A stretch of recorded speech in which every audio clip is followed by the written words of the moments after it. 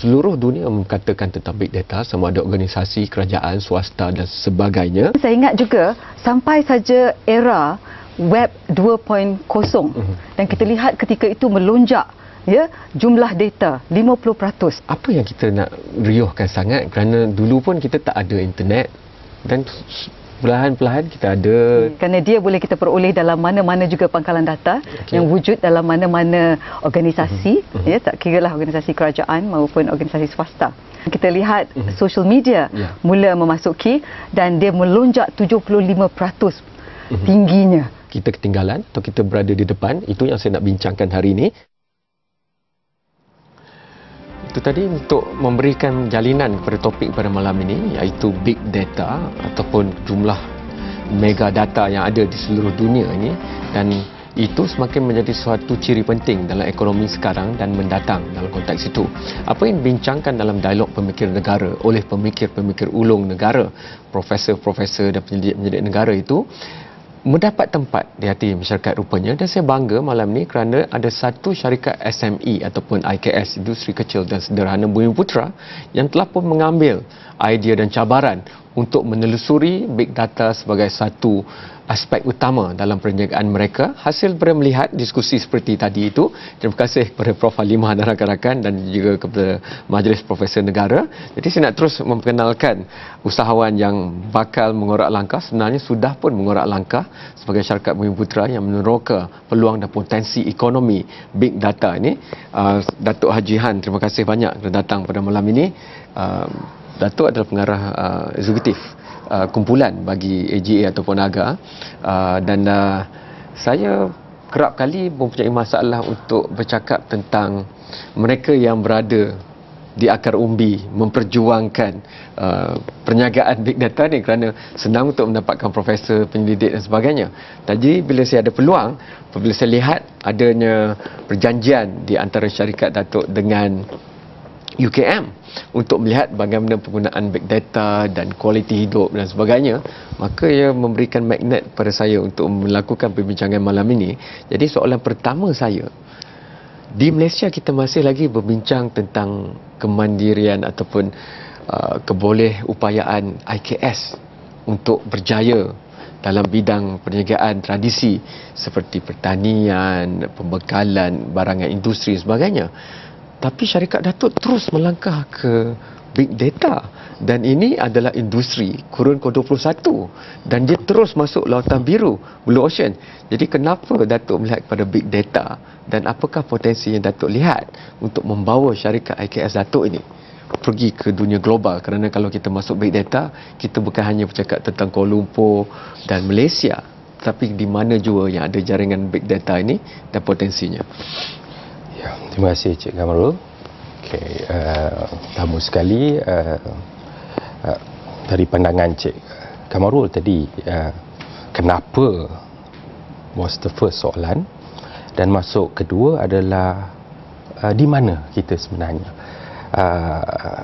Bagi AGA, sebagai pengarah eksekutif AGA, dikali SMEs, tamu sekali kenapa. Of course, bila kita tanya opportunities, opportunities yang wujud at this moment, and kat mana kita ada kat sini adalah di peringkat awalan. Big data di Malaysia ni adalah satu terms bila dikatakan big data di peringkat yang sangat-sangat awal, dengan situasi, dengan keadaan ICT dan perbezaan perniagaan tadi. Kenapa bukan berkebun, bukan peladang, bukan trader, petani, terus kepada big data? Sebenarnya proses yang saya lalui juga telah mengajar ataupun the trade background that I have. I come from industry who works with trade. I do trading. Kita work dengan informations about trading.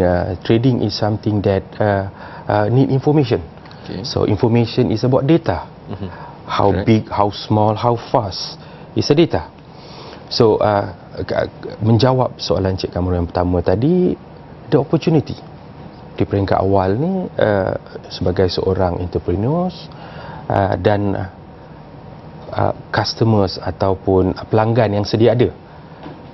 Yang kita dah bermulakan dengan analytics. Because perkataan analytics and big data ni tak jauh lari. Dia mesti ada big data dan dia ada perkataan analytics. Okay. And bila dia kata big data, you sebut data scientist. It's a very sexy word of data scientist nowadays ni. So bila kata data scientist, in-house data scientist or training data scientist. Dalam konteks itu, kalau saya lihat kerap kali ini perbincangan di peringkat gergasi-gergasi dunia. PBB ataupun United Nations, Kesatuan Eropah, dan badan-badan PBB dan sebagainya, ITU. Jadi, tapi jarang kita lihat IKS cakap tentang perkara ini.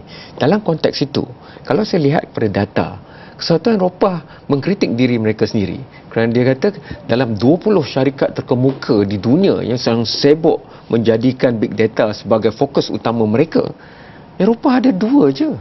Dan itu tak dapat diterima. Tetapi di Malaysia, AGA mengatur langkah bagi IKS dan membawa over untuk big data ni. Jadi kalau Datuk boleh kongsikan secara praktikalnya apa dalam big data ni yang diceburi oleh IKS seperti AGA, kerana mungkin mereka yang baru nak masuk atau mereka yang baru nak jadi usahawan tidak lagi melihat perkara seperti ini sebagai menakutkan, tapi sebagai peluang yang begitu besar dan luas terbentang, tinggal nak masuk dan langkah aja dalamnya, Datuk. Okay. Big data on size, like Google, European size. It depends dekat size yang kita gunakan sekarang ni. At XGA is dekat peringkat awalan. Okay. Dia punya predictive, dia punya AI, artificial, of course will take some time untuk kita.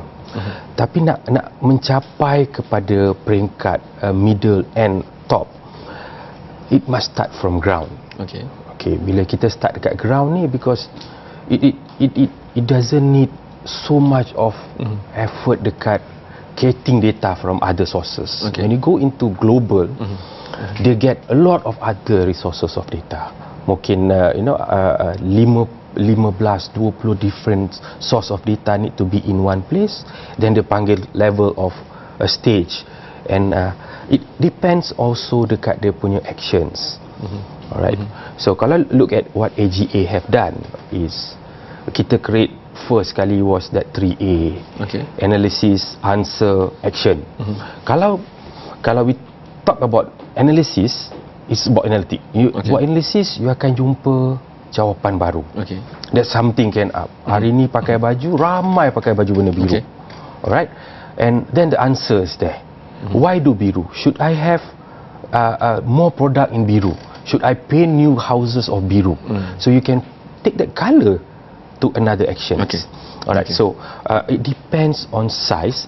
Of course, sebagai IKS ataupun pemula, we define ourselves as small players. Saya suka itu. Kita bagi rehat dahulu. Apabila kembali nanti, mungkin ramai yang tak nampak, yelah, analitik dan sebagainya, tapi macam mana nak dapat duit itu? Macam mana? Kalau tebu senang, mesin jual air je dapat duitnya. Tapi kalau analytics ni, macam mana kita terjemahkannya menjadi duit? Apa nilai komersial pada analisis dan analisa ini, contohnya, dan bagaimana itu dihubungkan dengan kualiti kehidupan masyarakat, kerana sebenarnya data itu di sekeliling kita dan kita dah pun ada Internet of Things juga. Semakin kita dengar frasa itu kita bincangkan selepas ini.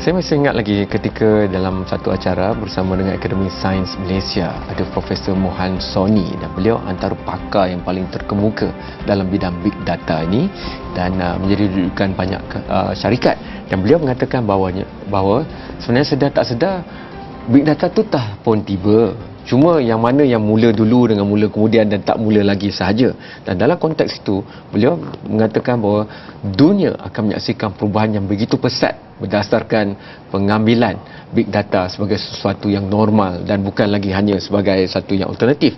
Dalam konteks itu, saya nak pergi kepada Datuk lah hal ini, dan untuk IKS, mungkin dia tak melihat sangat frasa-frasa besar ini, tetapi yang penting adalah apa perniagaannya, apa yang boleh dijual, kerana ada kecairan tunai, aliran tunai yang penting bagi IKS. Kerana dia tak ada tabung yang berbilion-bilion dolar di belakangnya untuk membantu misalnya. Jadi bagaimana Datuk menterjemahkan operasi AGA ini supaya big data ni bukan hanya masih lagi pada permulaan dan konsep semata-mata, tapi semakin diterima dan sudah boleh menjanakan pulangan kepada syarikat. Dan saya dengar agensi-agensi pun telah minta proof of concept dan sebagainya daripada AGA. Okay, Cik Amarul, coming back to big data tadi. The word of big data ni bunyi dia mahal. Yeah. Alright, so bila kita tengok, I have some guests and I have some budak yang masuk. First word is how much you spend.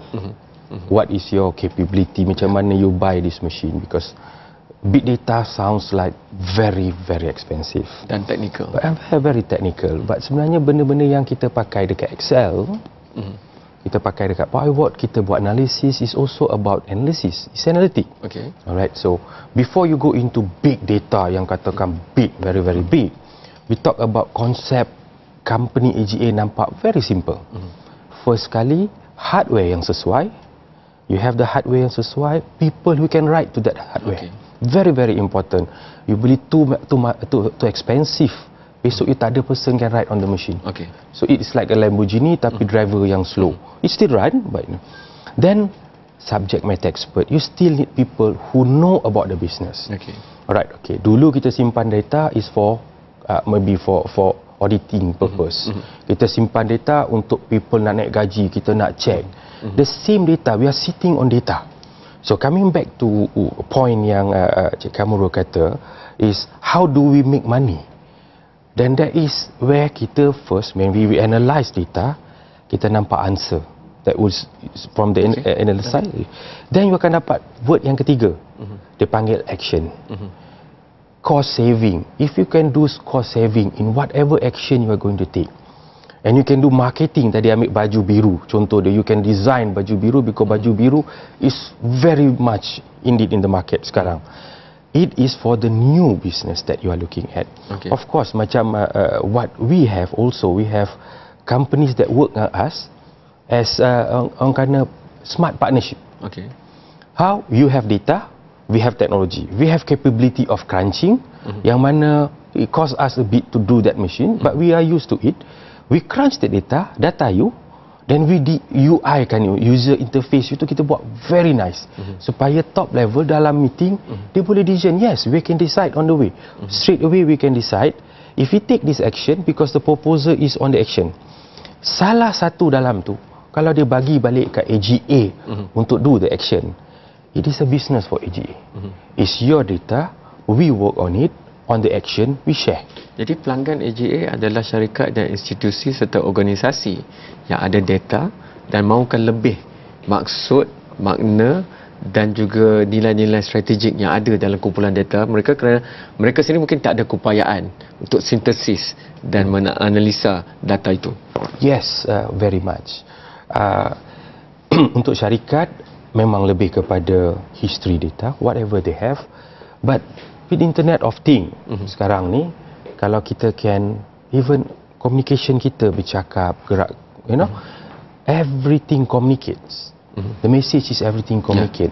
If you can capture that communication, you can save it properly, and tomorrow you can compare with what have you done last week, 3 days, dan terbitkan maksudnya. Ya, dia maksud akan datang.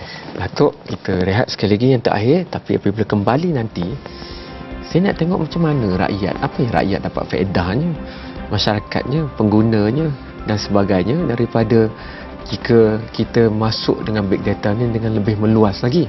Kerana itulah harapan kita, bukan saja IKS, satu atau dua, tapi beratus-ratus IKS, kalau tak beribu yang kita mahukan masuk, kerana ada banyak data dalam dan luar negara, dan kita nak pergi ASEAN tahun ini dengan lebih besar. Apa maksudnya? Macam mana kita nak lihat pola, contohnya pelancongan antara yang paling terkedepan hubungan dalam negara ASEAN. Tetapi kenapa pula kita punya perdagangan, Datuk, orang berniaga dan berdagang, tapi perdagangan intra ASEAN tu hanya kurang daripada 20% misalnya? Apa maksudnya itu? Apa polanya? Jadi big data boleh memberikan kita jawapan kepada perkara-perkara yang mungkin kita terlepas pandang sebelum ini, ataupun dia tidak begitu ketara kepada kita dan capaian kita tak sampai ke situ. Itu kita bincangkan kerana akhirnya ia boleh menjadikan penjagaan kesihatan kita semua, rakyat ini, lebih baik dan terarah. Ia boleh menjadikan pendidikan kita lebih tepat kepada individu. Setiap murid itu, lebih 500,000 murid setiap tahun itu, diberikan pengurusan dengan lebih baik misalnya. Dan itu semua kita bincangkan selepas ini.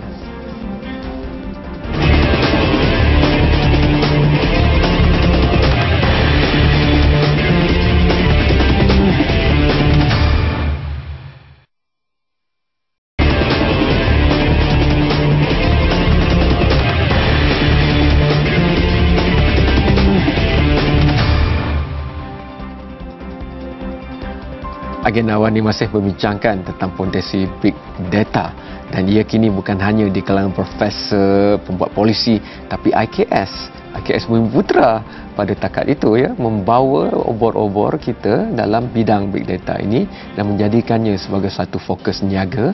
Dalam konteks itu, jika kita lihat, ada yang melihatnya bahawa ia bernilai lebih kurang $100 bilion Amerika dan mengadakan pertumbuhan lebih kurang 10% year on year, tahun ke tahun. Itu hanya beberapa nilai yang saya nak berikan, dan dikatakan di Eropah 240% jumlah tenaga ataupun insan yang diperlukan untuk kerja dalam industri berkaitan big data dalam 5 tahun ke depan. Dan semua ini menunjukkan bahawa ini antara perkara yang kita tak dapat elak lagi. Malaysia juga sedang mengorak langkah, kerajaan dah mengumumkan polisinya, MDEC juga antara agensi melihatnya, tapi saya bangga kerana IKS melihat perkara ini. Tapi sekarang kita bila cakap big data ni, kita perlu cakap juga dalam nilai kurun kedua satu ini, dan pengguna tidak hanya mahu melihat industri ini hanya mahukan wang saya, apa pulangan kepada saya. Jadi saya melihat big data ni sebagai suatu pengkhususan dalam bidang analytics yang memberikan keupayaan untuk siapa jua membuat keputusan yang lebih tepat, memberikan perkhidmatan dan barangan yang lebih tepat kepada setiap individu pengguna itu. Dan kalau masyarakat, begitu jugalah kalau kerajaan nak memberikan penjagaan kesihatan, kerajaan boleh mensasarkannya dengan lebih tepat. Contohnya kita nak melawan denggi, kalau kita pakai pendekatan big data, maka kita boleh tahu dengan lebih tepat kepada kawasan-kawasan tertentu tentang risiko dan sebagainya. Tapi pandangan Datuk sendiri dalam hal ini, kerana mungkin ia perlu bergerak seiring dengan pertumbuhan komersial big data itu, manfaat kepada masyarakat. Okay, Cik Kamarul, dia ada 3-4 soalan kat situ, but we go on the first one.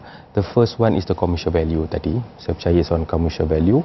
What is for me sekarang ni as a person yang ada data, and if I can terangkan in kita punya volume ataupun dalam bentuk ni, it is like kita simpan gambar kita, simpan dekat Facebook, gambar-gambar kita, kawan kita, and when we start analysing it, we'll find the difference.